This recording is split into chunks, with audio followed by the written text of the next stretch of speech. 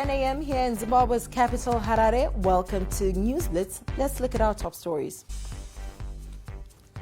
Mtuli in media debut after China queried budget figures. Health scare in Bulawayo as city receives water thrice a week. Outrage in Pakistan after feminism panel excludes women. And in sport, Siang Charlie confident of Caps United victory in Harare Derby. Now, Zimbabwe's Finance Minister, Professor Mtuli Ncube, faces the media for the first time today after his 2020 national budget presentation.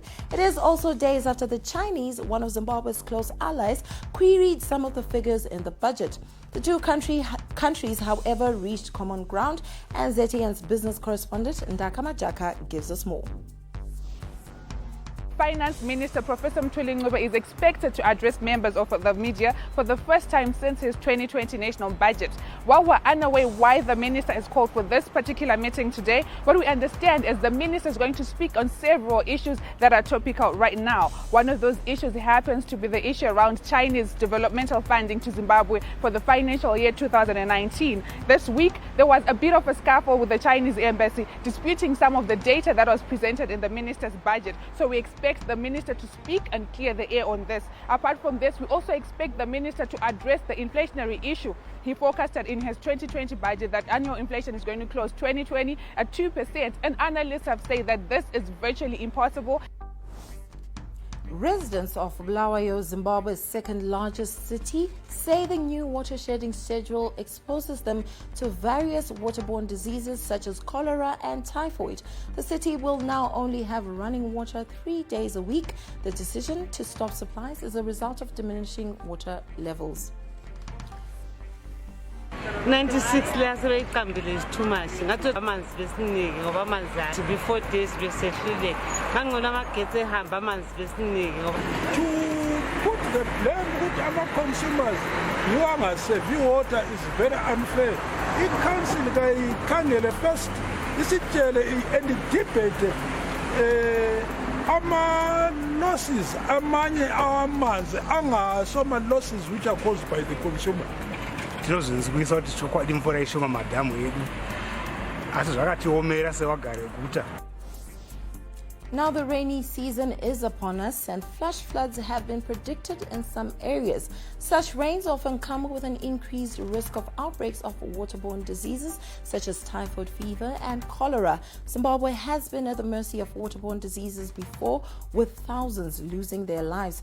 The Ministry of Health and Childcare says it has put in place adequate systems to prevent recurring outbreaks of diseases this rainy season. Director of Environmental Health Science in the Ministry of Health and Childcare, Victor Nyamande, spoke to ZTN. We have mapped all the risk areas, and we are even in the process of mapping risk areas that are not cholera or diarrheal diseases, so that we know the areas where prevalence of outbreaks and which outbreaks are throughout the country. And sometimes our training also targets specific outbreaks that occur in a defined place. We are very, very prepared. The Arts Council of Pakistan has been forced to backtrack after it emerged that a discussion on feminism it is hosting was having an all-male panel. An outcry on social media resulted in 2 women guests being added, and today's event in Karachi was renamed. The original title, Feminism, the Other Perspective, drew derision and has now been recast as Understanding Feminism. Organizers say male decision makers were to share views on feminism, but many critics questioned the very idea. In overwhelmingly patriarchal Pakistan, having an all-male panel discussion on feminism didn't seem the obvious way to tackle gender inequality. We now move on to the world of sport, where Zimbabwe Premier Soccer League log leaders Caps United say they will not raise charges for the Harare Derby against Dynamos at the National Sports Stadium on Sunday. In a statement, Caps said they want to encourage the maximum possible attendance and ensure fans are there for their team as they chase the league title. The cheapest ticket will be $20 as usual, while the VIP section will be $50 and $100 for the VVIP.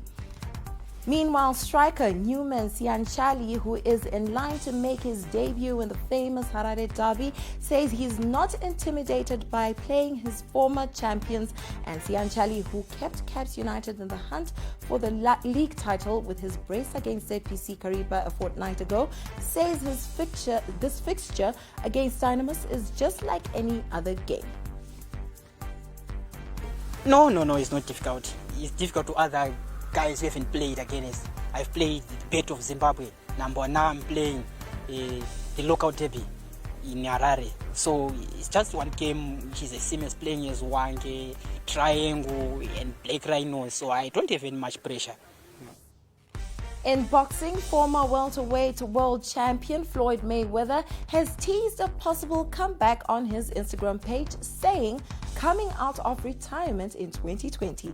Just yesterday, he indicated to Reuters that he wouldn't fight again, but still plans to do exhibitions generating incomes between $10 and $30 million. And that's all we had on ZTN News Blitz. Catch you at 1 p.m. Thank you for watching.